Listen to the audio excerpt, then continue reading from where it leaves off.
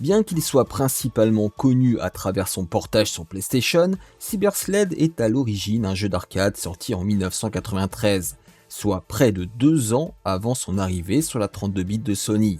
Son concept et sa représentation graphique rappellent un certain Virtual-On de Sega, dont il est le précurseur. Il consiste à manœuvrer des sortes de chars futuristes dans des arènes pour éliminer un adversaire, qu'il soit un autre joueur ou l'ordinateur.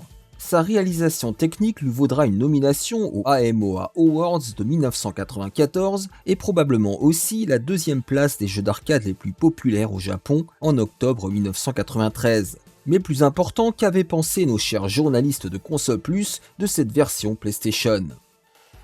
Intérêt 80%. D'un intérêt limité en mode 1 joueur, Cyber Sled devient intéressant en mode duel.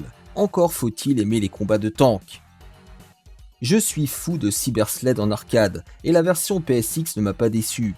Bien sûr, le maniement du tank n'est pas aussi cool, mais le passage de la manette au joypad compense largement ce défaut. Les graphismes sont encore plus jolis et l'action est toujours aussi nerveuse. C'est l'un des rares jeux qui arrive à me stresser tant il faut jouer serré. C'est vrai, c'est beau, plutôt bien réalisé et maniable après avoir compris le principe.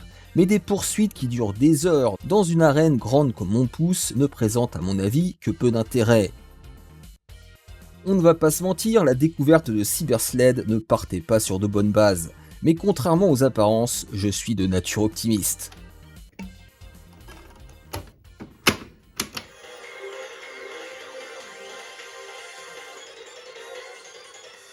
Cyber Sled apparaît rapidement comme un simple portage de la version arcade.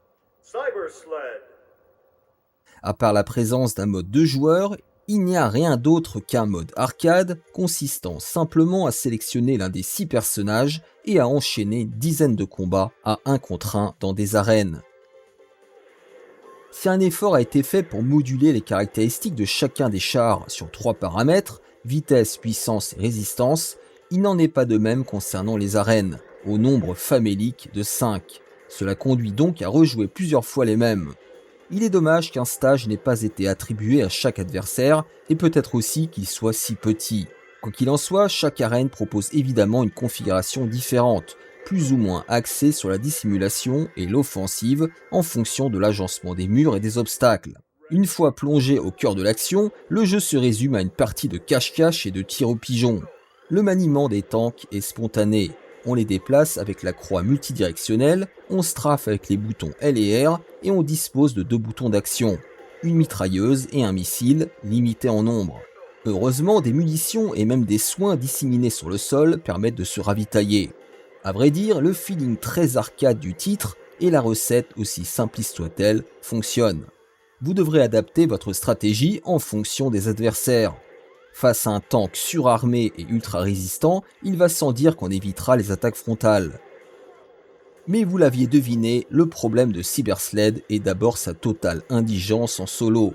20 minutes à peine suffisent pour le finir, et à part la découverte des 4 personnages débloquables, il y a peu de motivation pour y revenir. Si je l'ai acheté, c'est parce que j'étais plutôt bon client. Ces graphismes 3D old school, taillés à la serpe, ne sont pas pour me déplaire. La présence d'un mode graphique non texturé issu de l'arcade, malheureusement que pour les tanks, vient d'ailleurs flatter mon attrait pour la 3D minimaliste. L'animation se montre par ailleurs fluide, garantissant une bonne lecture de l'action. La bande-son ne manque pas non plus de charme. Et puis il est vrai que comme le mentionnaient les testeurs de Console Plus, le mode de joueur est de nature à augmenter la durée de vie. Le problème est que la représentation graphique de ce mode est particulièrement repoussante. Seule la vue intérieure est disponible et la lisibilité des niveaux est très mauvaise à cause de graphismes encore plus simplifiés et d'une animation saccadée. Bref, je ne garantis pas que vous puissiez trouver un cobaye pour vous accompagner.